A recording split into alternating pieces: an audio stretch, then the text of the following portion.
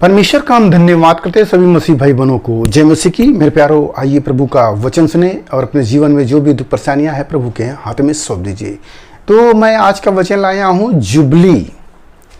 आपको सुनने में यह शब्द लगेगा कि यह जुबली क्या है, तो मैं आज का वचन उसी जुबली पर लाया हूं ताकि आप भी इस वचन को सुनकर जान जाए कि जुबली होता क्या है।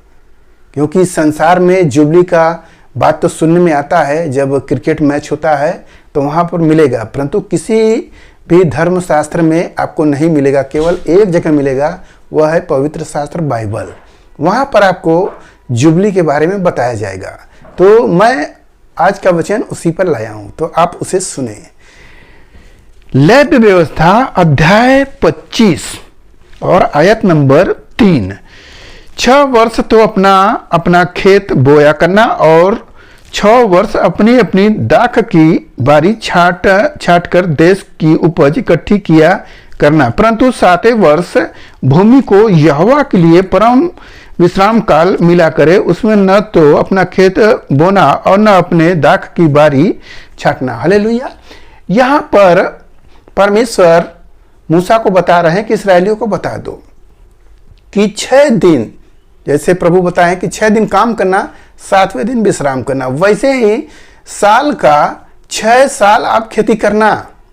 और जो 7वां साल होगा उसमें खेती नहीं करना, उसको परती छोड़ देना है। जो कुछ उसमें जमे वह उसका फल खाना और छोड़ देना लोगों को खाने के लिए भी, जिससे कि कितने जर जानवर हैं वो खाएं।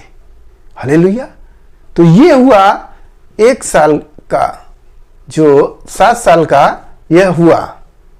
ऐसे ही 7 बार सुनिए इस वचन को भी।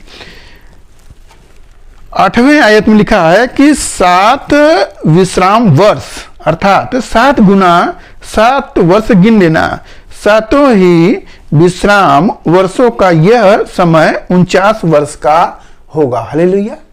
यानी 6 साल के बाद 7वां साल जो होगा विश्राम होगा। ऐसे ही 7 बार जोड़ लेना। तो जब 7 बार जोड़ेंगे तो 7 49 होगा।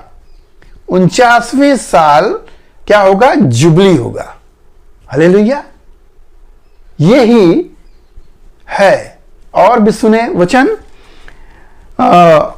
10वें आयत में लिखा है, उस 50वें वर्ष को पवित्र मानना और देश के सारे निवासियों के लिए छुटकारे का प्रचार करना। वह वर्ष तुम्हारे यहाँ जुबली कहलाए। उसमें तुम अपनी अपनी निज भूमि अपने अपने घराने में लौटने पाओगे। हालेलुया। यहाँ पर बता दिया गया कि वह साल जुबली का होगा, यानी कि 49वें साल 49 होगा। जैसे ही आप 50 पहुंचेंगे वह आनंद का साल होगा, जिसको कहा जाएगा कि जुबली। तो पवित्र शास्त्र बाइबल में ही इस जुबली का व्याख्या किया गया है। कहीं नहीं बताया गया कि जुबली क्या होता है। अब आप कहेंगे कि इस्राएलियों को या हमें परमेश्वर कहे कि 6 साल खेती करना, 7वें साल मत करना, तो ये तो मेरा नुकसान होगा।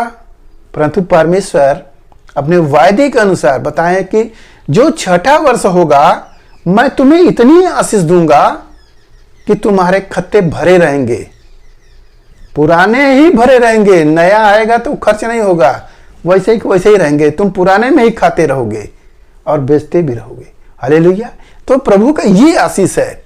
हम लोग करते क्या है? 7 साल का 7वें साल खेती करते हैं, कोई नहीं छोड़ता है। आप देखेंगे कोई नहीं। तो वो किस पर विश्वास कर रहा है? अपने आप पर, ईश्वर पर नहीं कर रहा है।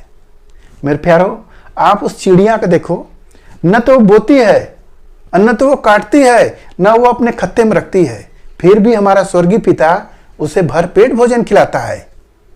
आप सोचिए, आपका विश्वास कहाँ है? आपका विश्वास कहाँ है?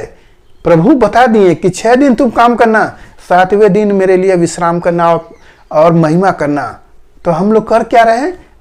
काम कर रहे हैं। याद करो, पहले के दिनों में आप काम करते करते कितना थक चुके थे, विश्राम नहीं मिल रहा था। जो पैसा कमा रहे थे वह भी डॉक्टरी में जा रहा था, ओझा के पास जा रहा था।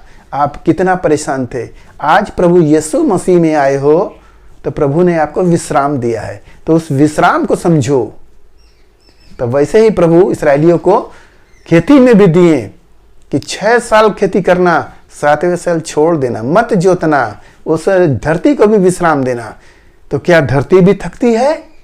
तो आप वचन में देखेंगे कि तो सचमुच छोड़ेंगे तो धरती अगले साल बहुत ज्यादा फसल देगी जब बोएंगे। तो करके देखो, प्रभु तो कहते हैं कि परख देख मैं कितना भला हूं। हालेलुया।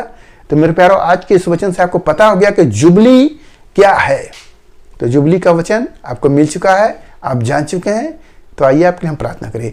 मान परमेश्वर, हम आपका धन्यवाद करते हैं इसमें से आज के दिन प्रभु जो यह वचन मिला, जितने सुने प्रभु ने आशीष मिला, उनके घर परिवार में सुख शांति बनी रहे, सभी लोग भले चंगे रहे। धन्यवाद करते हुए प्रार्थना यीशु मसीह के नाम में, आमीन।